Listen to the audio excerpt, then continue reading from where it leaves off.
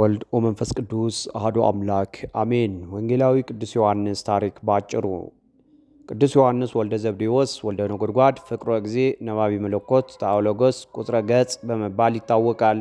ወንጌላዊ ቅዱስ ዮሐንስ 12ቱ ሐዋርያት አንዱ ሲሆን የመጀመሪያው ወጣት የመጨረሻው ሽማግሌ ሐዋርያ እሱ ነበር። ቅዱስ ዮሐንስ የተወለደው በገሊላ አውራጃ በቤተ ሳይዳ ነው።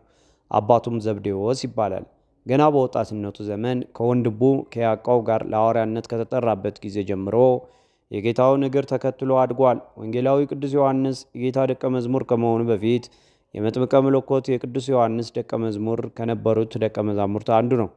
ቅዱስ ዮሐንስ ለጌታውና ለፈጣሪው ለመድኃኔ ዓለም ክርስቶስ ባሳየው ልዩ ቀረቤታና ፍቅር ምክንያት ፍቁረ እግዚእ የሚል ስያሜም አግኝተዋል። ፍቅሩንና ታማኝነቱን ጌታ በተሰቀለ ጊዜ እሱን ያገኘኛል ብሎ ሳይፈራ ከእግረ መስቀሉ በመዋል በጽኑ እምነት አስመስክረዋል። በመሆኑም ጌታችን ኢየሱስ ክርስቶስ በቀራንዮ በመጨረሻው ሰዓት ቅዱስ ዮሐንስን ከእመቤታችን ጋር ከእግረ መስቀሉ ባየው ጊዜ እመቤታችን ቅድስት ድንግል ማርያምን እነሆ ልጅሽ ይርዳሽ ያጽናናሽ ብለዋታል።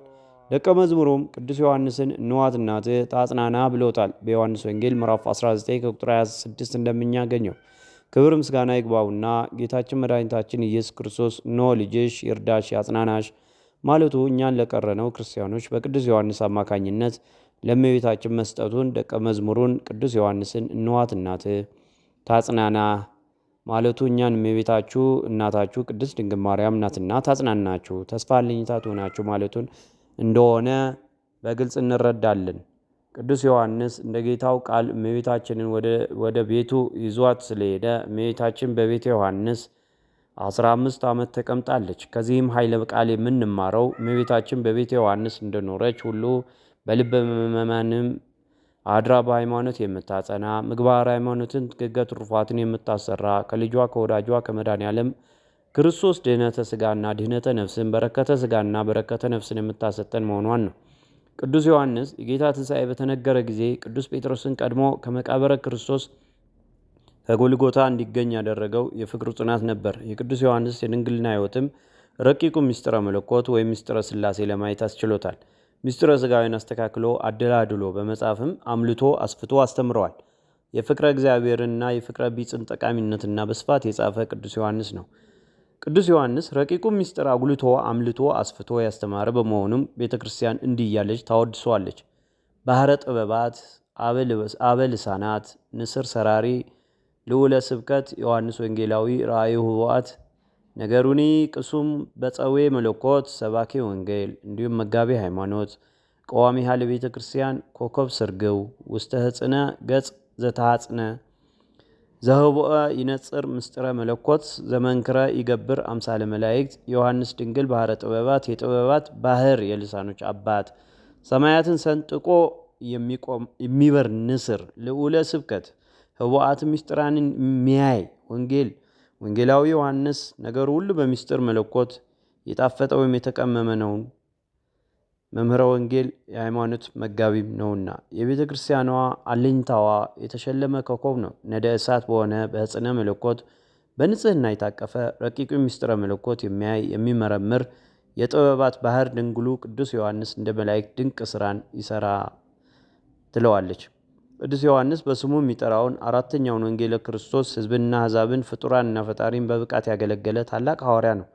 ስለ ሥጋዊ ሕይወቱ ፍጻሜ ጌታ እስክመጣ ድረስ ይኖር ዘንድ በወድስ ምን አግዶህ ብሎ ለቅዱስ ጴጥሮስ በነገረው መሰረት አልሞተም፣ በክብር ከቅዱሳን ጋር በአንድነት አለ እንጂ በዮሐንስ ወንጌል ምዕራፍ 21 ከቁጥር 22 እንደተጻፈው ማለት ነው። መታሰቢያውም ሁሌ በቤተ ክርስቲያናችን ወር በገባ በ4 ነውና ረድኤቱ በረከቱ ከሁላችን ጋር ይሁን። ወንጌላዊ ቅዱስ ዮሐንስ እንደሚታወቀው ለ70 ዓመት ያህል ስቆ አያውቅም ይላል። ምክንያቱ በውስጡ የሚያስበው ሁሌም ይከነክነው የነበረው የጌታው ስቅለት እስከ መጨረሻው ስላየ የሰውን ክፋት ውስጡ ይከነክነው ነበር። ጌታውን በመሰቀሉም በጣም ሐዘኑ አልወጣለትም ነበርና እስከ 70 ዓመቱ ስቆም አያውቅም ይላል። ያው በቤተ ክርስቲያናችን አስተምህሮ ታዲያ አንድ ቀን ከደቀ መዛሙርቱ ጋር እያለ አንድ ይከራከረ የነበረውን ማለት በሆነ ልብስ ስፋልኝ እና ያው እሱ የሚያስበው ሰውየው በቃ ይህንን ለብዙ ዓመት ጠቀምበታለሁ ብሎ ሲናገር ሲሰማው ሳቀበት ይላል።